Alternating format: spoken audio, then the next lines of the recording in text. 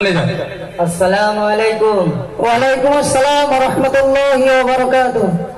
দোষ নববেলায় জলসা হচ্ছে, চল না পুরানো হাদিসের কিছু কথা শুনে আসি। ভালো ভালো বক্তা আসছে রে। কি হবে জলসায় যে সেই তো একই কথা, নামাজ পড়ো, রোজা রাখো, শুনে শুনে কানগুলো ব্যথা হয়ে গেল যে। চল না ভাই, চল না, আমার একা যেতে ভালো লাগছে না, তুই সাথে থাকলে ভালো লাগবে।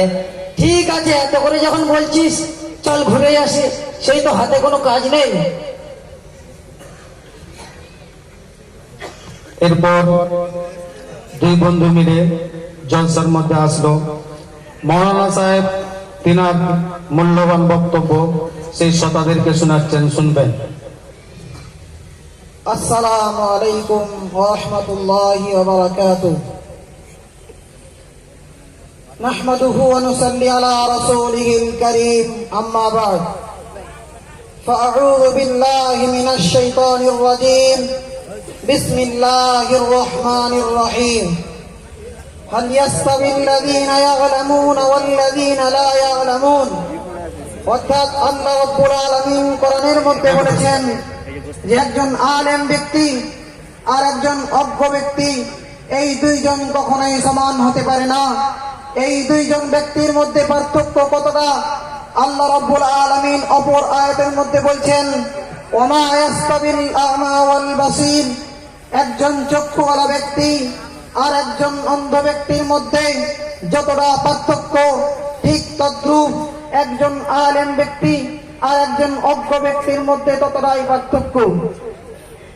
একজন চক্ষুওয়ালা ব্যক্তি তার জীবনে চলার পথে যেমন বিপদের আশঙ্কা খুবই কম, ঠিক তদ্রূপ একজন আলেম ব্যক্তি তার জীবনে চলার পথে বিপদের আশঙ্কা খুবই কম। কিন্তু বড় দুঃখের বিষয়, শিক্ষিত সমাজের কিছু সংখ্যক মানুষেরা বলে থাকে যে কোরআন হাদিসের শিক্ষা তথা মাদ্রাসার শিক্ষা অর্জন করার কোন রকম প্রয়োজন নেই। এই শিক্ষা মানুষের কোনো ভালো করেনি। এই শিক্ষা কেবলমাত্র ফকিরি তৈরি করা ছাড়া অন্য কিছু করতে সক্ষম নয়। সুতরাং এই শিক্ষা বন্ধ করে দিয়ে বিজ্ঞানের শিক্ষায় তথা এই সাধারণ শিক্ষায় মনোনিবেশ করা আমাদের একান্ত দরকার। বন্ধুগণ, প্রিয় বন্ধুগণ, সেই সমস্ত ব্যক্তিদের উদ্দেশ্যে আমি বলতে চাই, কোরআন হাদিসের শিক্ষা তথা মাদ্রাসার শিক্ষা মানুষের ভালো না করতে পারলেও সেই মানুষটাকে ভালো করে দেয়। তাই কোরআন হাদিসের শিক্ষা বৃথা নয়। সুতরাং আমি বলতে চাই যে শুধুমাত্র মানুষের ভালো করতে থাকলে আর মানুষকে ভালো না করলে সমাজের প্রকৃত ভালো করা হয় না, বরং সমাজের বুকে খারাপই আরো বেড়ে যায়। যেমন বিজ্ঞান জনসংযোগের জন্য মোবাইল আবিষ্কার করেছে মানুষের ভালো করার জন্য, কিন্তু মানুষকে ভালো না করার কারণে সেই মোবাইল দিয়েই মানুষ আজ বিভিন্ন রকমের অপকর্মে লিপ্ত হয়ে যাচ্ছে। ঠিক তদ্রূপ ভাবে বিজ্ঞান খনি থেকে কয়লা করার জন্য বিস্ফোরক বোমা আবিষ্কার করেছে, কিন্তু মানুষকে ভালো না করার কারণে, শুধুমাত্র মানুষের ভালো করার কারণে সেই বোমা দিয়ে মানুষকে মেরে ফেলছে। এইরকম ভাবেই বিজ্ঞানের হাজার হাজার পরিষেবা মানুষকে ভালো না করার কারণে আজ সমাজের বুকে চরম বিভ্রান্তি ডেকে আনছে। কারণ শিক্ষিত সমাজে ক্লাস 1 থেকে নিয়ে সাধারণ শিক্ষায় ক্লাস 1 থেকে নিয়ে MA পর্যন্ত এমন কোন পরিপূর্ণ শিক্ষা নেই যেই শিক্ষাই মানুষকে পরিপূর্ণ সৎ এবং পরিপূর্ণ নিষ্ঠাবান গড়ে তুলতে পারে। একমাত্র পরিপূর্ণ সৎ এবং পরিপূর্ণ নিষ্ঠাবান গড়ে তুলতে একমাত্র পারে সেই শিক্ষাই যেই শিক্ষা কোরআন হাদিসের মধ্যে আছে। তাই আমাদের একান্ত কর্তব্য সেই কোরআন হাদিসের শিক্ষা তথা মাদ্রাসার শিক্ষা আমাদের অর্জন করা। তাই আল্লাহ রাব্বুল আলামিন আমাদের প্রত্যেককেই সেই শিক্ষা অর্জন করার তৌফিক প্রদান করেন। ওয়া আখিরু দাওয়ানা আনিল হামদুলিল্লাহি রাব্বিল আলামিন।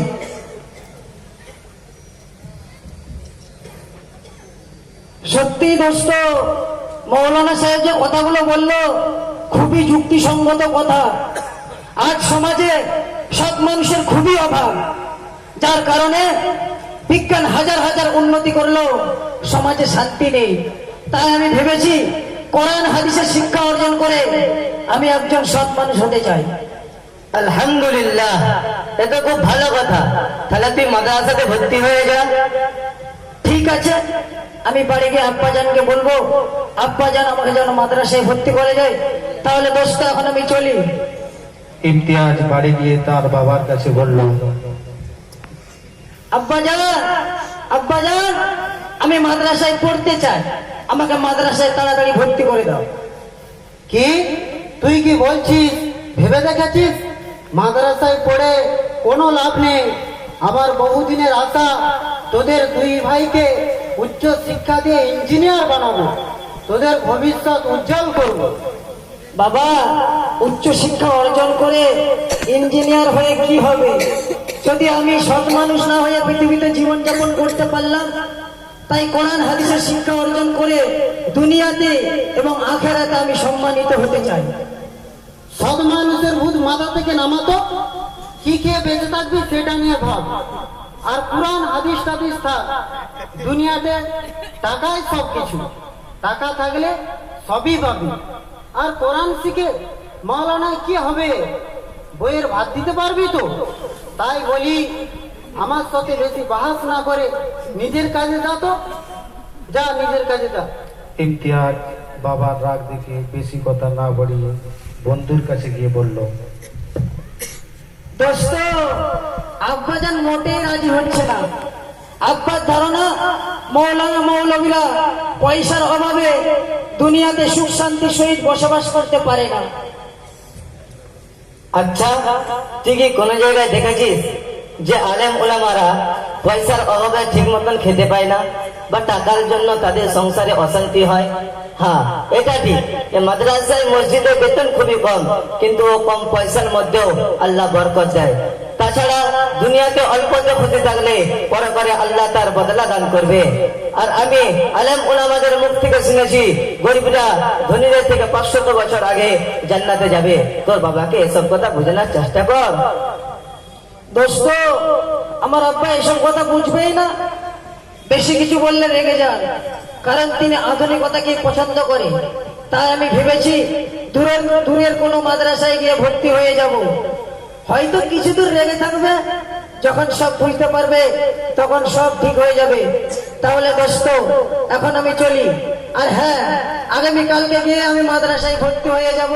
আর ভাই, আমার জন্য দোয়া করিস, আমি যেন আমার নেক উদ্দেশ্যে কামিয়াবি হতে পারি। 10 বছর পর ইমতিয়াজ যখন মাদ্রাসা থেকে ফারিগ হয়ে বাড়ি ফিরছিলেন, ট্রেনের মধ্যে তার সামনে সিটে বসে ল্যাপটপ নিয়ে বসেছিল একজন শিক্ষিত যুবক। এমন সময় ট্রেনে আবির্ভাব হলো এক হিন্দু ব্যক্তি।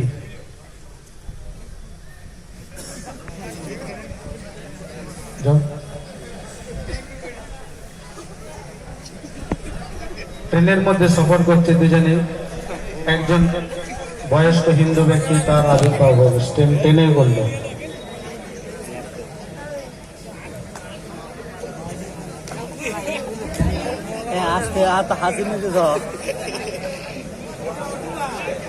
ট্রেনের মধ্যে একটিও সিট ফাঁকা নেই, কি করি? বাবা, আমার কোমরে খুব ব্যথা, সিটটা ছেড়ে দাও না আমাকে।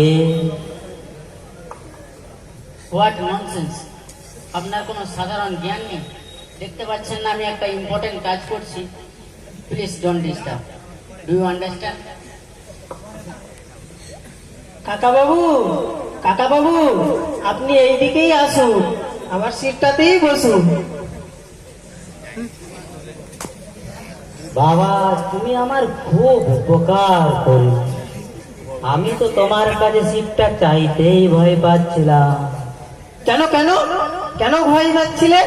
আমরা মিডিয়ার মাধ্যমে শুনেছি এবং বিভিন্ন মানুষের মুখ থেকে শোনা যায় যে আপনাদের মতো মৌলানা মৌলবীরা দেশদ্রোহী হয়, কারণ আপনাদের মাদ্রাসায় দেশদ্রোহী ও সন্ত্রাসবাদের শিক্ষা দেওয়া হয়।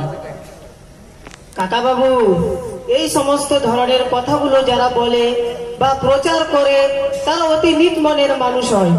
কারণ তারা ইসলাম সম্পর্কে না জেনে কোরআন হাদিস তথা মাদ্রাসার সম্পর্কে যাচাই না করে এই ধরনের মন্তব্য করে থাকে।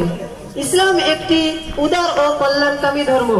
এটি কোনরূপ বিভেদ ছাড়াই মানুষের প্রতি সহনশীলতার শিক্ষা দেয়। ইসলাম তার অনুসারীদেরকে অমুসলিমদের উপর কোন রকম বৈষম্যমূলক মনোভাব না দেখার সাথে ব্যবহার করার উপরে জোর দিয়েছে।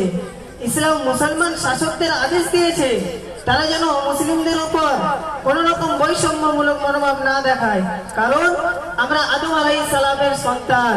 মানুষ হিসেবে তাদের মধ্যে কোন রকম ভেদাভেদ ও পার্থক্য নেই। পবিত্র কোরআনে আল্লাহ রাব্বুল আলামিন বলে, হে মানব সকল, তোমরা তোমাদের স্রষ্টাকে ভয় করো, যিনি তোমাদের এক আত্মা হতে সৃষ্টি করেছে আর তার থেকে তোমাদের স্ত্রী সৃষ্টি করেছে এবং উভয়ের মাধ্যমে অসংখ্য নারী পুরুষ সৃষ্টি করেছে। মহানবী সাল্লাল্লাহু আলাইহি ওয়াসাল্লাম বলেছেন, সৃষ্টি হলেন আল্লাহর পরিবার, আর আল্লাহর কাছে সর্বাধিক প্রিয় সেই ব্যক্তি যে আল্লাহর পরিবারের সাথে উত্তম ব্যবহার করে। মক্কার শত্রুরা মহানবী সাল্লাল্লাহু আলাইহি ওয়াসাল্লামের সাথে নানা রকম নির্মম অত্যাচার করেছিল। শুধু তাই নয়, 3 বছর যাবত সিয়াবে আবু তালেব নামে এক কারাগারে বন্দী করে রেখেছিলেন। সেখানে মহানবী সাল্লাল্লাহু আলাইহি ওয়াসাল্লাম এবং সাহাবাদেরকে বাকলা পাতা খেয়ে জীবন যাপন করতে হয়েছিল, যার ফলে মক্কা বিজয় হওয়ার পরে ইসলামের শত্রুরা ভয়ে কম্পিত হয়েছিল, কারণ তারা ভেবেছিল মুহাম্মদ হয়তো এবার অত্যাচারের বদলা নিবে। কিন্তু দয়ার নবী, মায়ার নবী, রহমাতুল লিল আলামিন তাদের ভয়ভীতি ভঙ্গ করে তিনি এলান করে দিলেন, তোমরা সকলেই স্বাধীন। মহানবী সাল্লাল্লাহু আলাইহি ওয়াসাল্লাম এক সময় বলেছিলেন, হে আল্লাহ, আমি সাক্ষ্য দিচ্ছি সকল মানুষ ভাই ভাই। আর মাদ্রাসায় এই সব মূল্যবান বাণী শিখিয়ে ছাত্রদের ভিন ধর্মের প্রতি শ্রদ্ধাশীল ও উদার করে গড়ে তোলা হয়। মাদ্রাসাতে যে এত সুন্দর শিক্ষা দেওয়া হয় আমি তো মোটেও জানতাম না। মাদ্রাসার সম্পর্কে যারা এরকম নোংরা প্রচার করে সত্যি তারা অতি জঘন্য ছাড়া অন্য কিছুই নয়। Thank you for this lecture, but one question, ইসলাম যদি এতই সুন্দর ধর্ম হয় তাহলে মুসলিম নারীদেরকে পর্দার মধ্যে আবদ্ধ রেখে তাদের সম্মানকে ছোট করা হয়েছে কেন? ভাইজান, ইসলাম নারীদেরকে পর্দার মধ্যে রাখার আদেশ দিয়ে তাদের সম্মানকে ছোট করেনি, বরং তাদের সম্মানকে বড় করেছে। আপনি লক্ষ্য করলে বুঝতে পারবেন, মানুষ তার কম দামি জিনিস যেমন লোহার কুড়াল, কাটারি, মাটির পাত্র, এইসব জিনিসগুলো ঘরে বাইরের মধ্যে ফেলে রাখে, কিন্তু সোনা চাঁদির মতন জিনিসগুলো পর্দার মধ্যে, পর্দা সিন্ধুকের মধ্যে যত্ন সহকারে রেখে দেয়। সেই জন্য কেউ বলে না সোনা চাঁদির সম্মান ছোট করা হয়েছে। প্রকৃত প্রমাণ সোনা চাঁদির এইটা। ঠিক তেমনি পর্দা নারীর মূল্যবান হওয়ার প্রকৃতি প্রমাণ। ইসলাম নারীর সম্মান কখনোই ছোট করতে পারে না, কারণ আরবের বুকে জাহিলিয়াতের যুগে কন্যা সন্তান জন্ম হওয়ার সাথে সাথে তাদেরকে হত্যা করে মারা হতো। নারীদেরকে কেবলমাত্র ভোগের পাত্রী হিসাবে ব্যবহার করা হতো। তাদের নিজস্ব কোনো স্বাধীনতা ছিল না, দাসী রূপে তাদেরকে কেনা বেচা হতো। কিন্তু মুহাম্মদ সাল্লাল্লাহু আলাইহি ওয়াসাল্লাম ইসলামের মাধ্যমে ওই সমস্ত জঘন্য নোংরা কাজগুলো ধ্বংস করতে সফল হয়েছে। তাদেরকে স্বাধীনতা দিয়ে তাদেরকে সম্মানের সিংহাসনে বসিয়েছে। আপনাদের মনে হয় পর্দা প্রথা নারীর জন্য বন্দির প্রথা, আজ সারা বিশ্বব্যাপী ধর্ষণের মামলা চরম শিখরে পৌঁছে গেছে, কিন্তু তাদের মধ্যে কয়টা পর্দাশীল নারীকে আপনি ধর্ষিত হতে দেখেছেন? নারী যখন বোরকা পরিধান করে ঘরের বাইরে যায়, তখন ছেঁচড়া পুরুষরা পর্যন্ত পর্দার সম্মানে তাদের মাথা নিচু করে নেয়। সুতরাং পর্দা নারীর জন্য বন্দির বেড়ি নয়, তাদের রক্ষা কবচ। I am really happy with your lecture, but this is last question. ইসলামে তালাকের কারণে বহু মুসলিম নারীর ভবিষ্যতে অন্ধকার নেমে আসছে, তাহলে তালাক প্রথাটা কি একটা অমান্যকর প্রথা নয়? ভাইজান, আপনাকে সর্বপ্রথম এটা জানা উচিত, তালাক শরিয়াতে একটি নিকৃষ্ট বৈধ বিধান। প্রশ্ন হতে পারে, যদি নিকৃষ্ট হয় তাহলে বৈধ হলো কিভাবে? উত্তরে বলবো, এটা নিকৃষ্ট হলো ক্ষেত্র বিশেষের প্রয়োজনীয়তা আবশ্যক। তালাককে পায়খানা ঘরের সাথে তুলনা করা যেতে পারে। পায়খানা ঘরে একদিকে যেমন নিকৃষ্ট, অন্যদিকে একান্ত প্রয়োজনীয়। কারণ প্রতিটি মানুষের দিনে দিয়ে একবার এমন একটা সময় আছে সেখানে যাওয়া ছাড়া তার অন্য রাস্তা থাকে না। তবে হ্যাঁ, কোন নর্মাল মানুষ খেয়াল খুশি মতো যখন তখন সেখানে প্রবেশ করে না। যদি সেটা কেউ করে তার নিজের দোষ, পায়খানা ঘরের নয়। ঠিক তেমনি তালাক সামাজিক জীবনে নিকৃষ্ট হলো, দাম্পত্য জীবনে কার কারোর জন্য একান্ত প্রয়োজনীয়। তবে সেটা যদি কেউ অপব্যবহার করে তার নিজের দোষ, তালাকের নয়। এতটা সত্ত্বেও বেশ কিছু শর্ত সাপেক্ষে এবং এমন কিছু জ্ঞান গর্ব করা পদ্ধতি অনুযায়ী অনুমতি দিয়েছে যাতে মানুষ 3 তালাক দিতে চেয়েও ফেরত আসতে পারে। আর ইসলামিক শরিয়াতে তালাক থাকার কারণে মুসলিম পরিবারে বধূ হত্যার খবর খুবই কম, কিন্তু অমুসলিম পরিবারে বধূ হত্যার খবর প্রায় হয়ে থাকে। I am really sorry. ইসলাম যে এত জ্ঞান গর্বপূর্ণ ও শান্তিময় ধর্ম, এ ব্যাপারে আমি একেবারেই অজ্ঞ ছিলাম। ইসলামের শরিয়াতের ব্যাপারে আরো কিছু বলুন না ভাই। আমার স্টেশন এসে গেছে, আল্লাহ চাইলে আবার পরে দেখা হবে। তারপর ইমতিয়াজ রেলওয়ে স্টেশনে নেমে যখন বাড়িতে গেলে দেখলেন তার বাবা অসুস্থ।